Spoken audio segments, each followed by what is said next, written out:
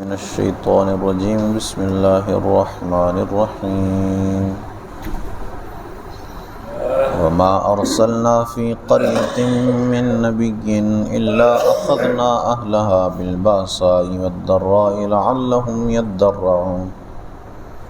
ثم بدلنا مكان السيئة الحسنة حتى عفوا وقالوا قد مس آباءنا الضراء والسراء فأخذناهم بغتة وهم لا يشعرون ولو أن أهل القرى آمنوا واتقوا لفتحنا عليهم بركات من السماء والأرض ولكن كذبوا فأخذناهم بما كانوا يكسبون أفأمن أهل القرى أن يأتيهم بأسنا بياتا وهم نائمون أوأمن أهل القرى أن يأتيهم بأسنا ضحى وهم يلعبون أفأمنوا مكر الله فلا يأمن مكر الله إلا القوم الخاسرون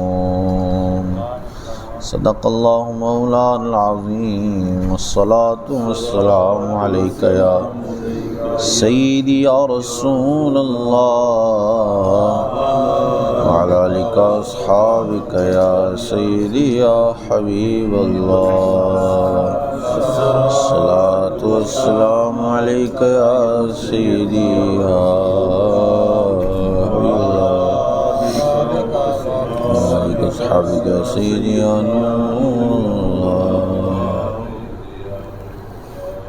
وما أرسلنا في قرية من نبي إلا أخذنا أهلها بالبأساء اور نہ بھیجا ہم نے کسی بستی میں کوئی نبی مگر یہ کہ اس کے لوگوں کو سختی اور تکلیف میں پکڑا لعلهم يضرعون تاکہ وہ کسی طرح گڑ گڑائیں ثم بدلنا مکان السیئۃ الحسنہ پھر ہم نے برائی کی جگہ بھلائی بدل دی حتی عفوا وقالوا یہاں تک کہ وہ بہت ہو گئے اور بولے قد مس آباءنا الضراء والسراء بے شک ہمارے باپ دادا کو رنج و راحت پہنچتے تھے فأخذناهم بغتة وهم لا يشعرون تو ہم نے انہیں اچانک ان کی غفلت میں پکڑ لیا۔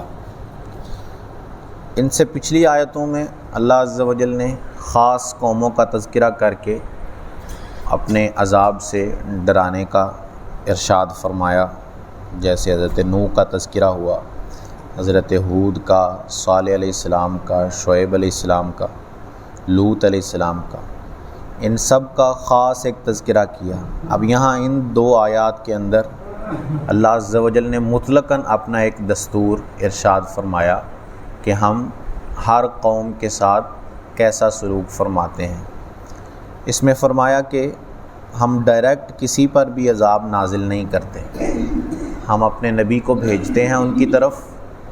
اور وہ نبی ہماری باتوں کی دعوت انہیں دیتا ہے، انہیں اچھے کام کی دعوت دیتا ہے،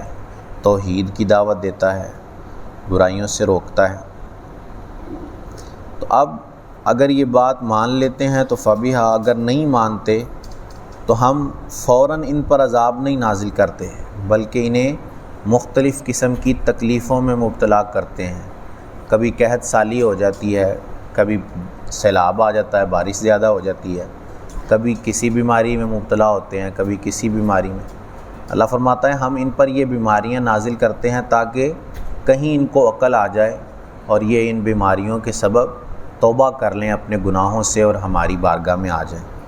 پھر اب فرماتا ہے اگر اس سے بھی بات نہیں بنتی، اگر یہ تکلیفوں سے، پریشانیوں سے بھی نہیں سنبھلتے، تو پھر ہم ان پر اپنی رحمتیں بڑھا دیتے ہیں، ہم انہیں انعامات عطا کرتے ہیں، انہیں جو ہے وہ ہر طرح کی نعمت سے نواز دیتے ہیں،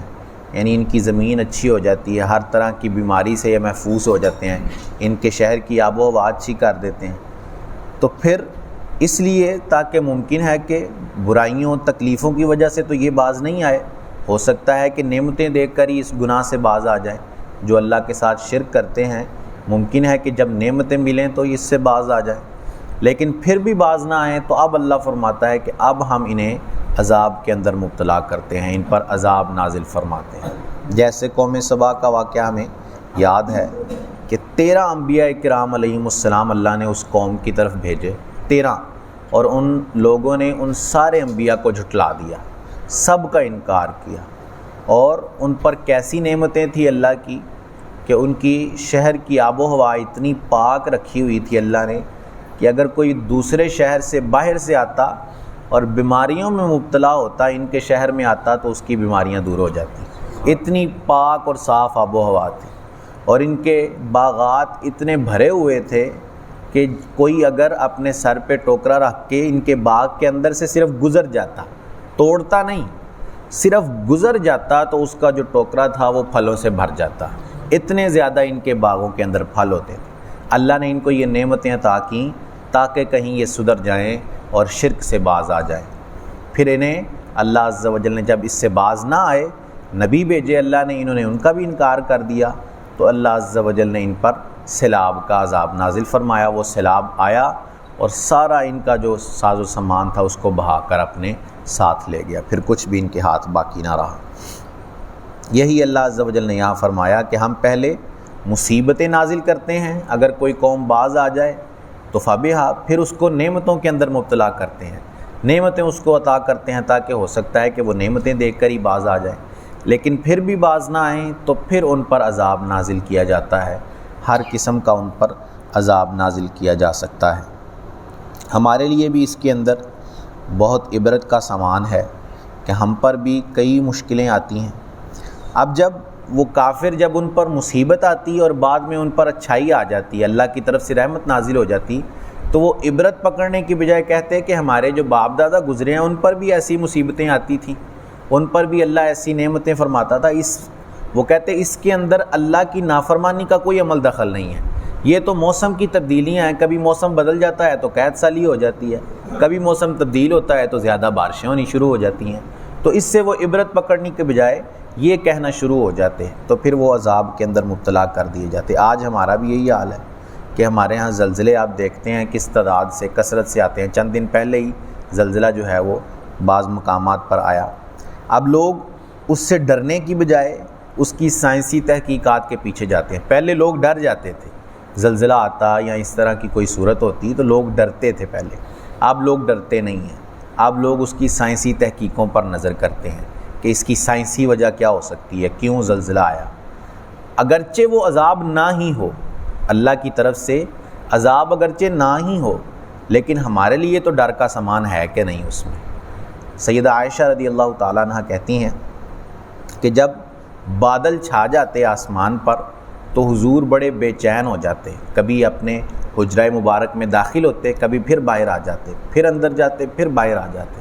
جب بارش پڑ جاتی تو حضور کی حالت صحیح ہو جاتی، نارمل ہو جاتی۔ سیدہ عائشہ نے آپ سے وجہ پوچھی کہ اس کی وجہ کیا ہے، تو آپ نے ارشاد فرمایا کہ مجھے یہ خوف ہوتا ہے کہ کہیں یہ بادل اللہ کا عذاب لے کر تو نہیں آئے،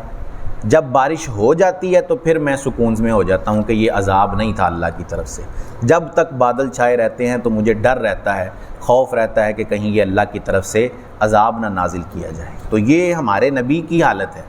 کہ وہ کس قدر اپنے رب کے عذاب سے خوف زدہ ہیں، اور ہم گناہ گار امتی، ہم جو ہے وہ اس طرح کی چیزوں کو دیکھ کر ان سے لذت حاصل کرتے ہیں، مزہ حاصل کرتے ہیں۔ پتہ چل جائے کہ دریا کے اندر، سمندر کے اندر طوفان آنے والا ہے تو لوگ جو ہے وہ اس کو دیکھنے کے لیے چلے جاتے ہیں، اس سے بچنے کی تدبیر کرنے کی بجائے وہاں چلے جاتے ہیں تاکہ اس کا نظارہ دیکھیں کہ کس طرح کا ہے یہ۔ زلزلہ آ جائے تو لوگ اس سے جو ہے وہ لذت حاصل کرتے ہیں۔ تو یہ اگرچہ اللہ کا عذاب نہ بھی ہو لیکن پھر بھی ہمیں اس سے ڈر جانا چاہیے۔ ضروری نہیں کہ اللہ کا عذاب ہی ہو، لیکن ممکن ہے کہ وہ اللہ کا عذاب ہی ہو۔ اللہ کی طرف سے ایک طرح سے ہمیں ڈرایا جاتا ہے کہ تمہارے اوپر کوئی ایک ذات ہے جو تمہاری جو ہے وہ ہر چیز پر نظر رکھے ہوئے ہے۔ خود کو آزاد نہ سمجھو، یہ نہ سمجھو کہ ہم بڑی ترقی کر چکے ہیں اور ہم جو ہے وہ آزاد ہو گئے ہیں، ایسا نہیں ہے، بلکہ ایک ذات ہے جو آج تمہیں دیکھ رہی ہے، تمہارے اعمال اس کی نظر کے اندر ہے۔ پھر اللہ فرماتا ہے وَلَوْ أَنَّ أَهْلَ الْقُرَىٰ آمَنُوا وَاتَّقَوْا، اور اگر بستیوں والے ایمان لاتے اور ڈرتے، لَفَتَحْنَا عَلَيْهِمْ بَرَكَاتٍ مِّنَ السَّمَاءِ وَالْأَرْضِ، تو ضرور ہم ان پر آسمان و زمین کی برکتیں کھول دیتے، وَلَٰكِن كَذَّبُوا، لیکن انہوں نے تو جھٹلایا، فَأَخَذْنَاهُمْ بِمَا كَانُوا يَكْسِبُونَ، تو ہم نے انہیں ان کے کیے پر گرفتار کر لیا۔ یعنی اگر وہ ایمان لے آتے اور تقوی اختیار کرتے، اپنے رب سے ڈرتے رہتے،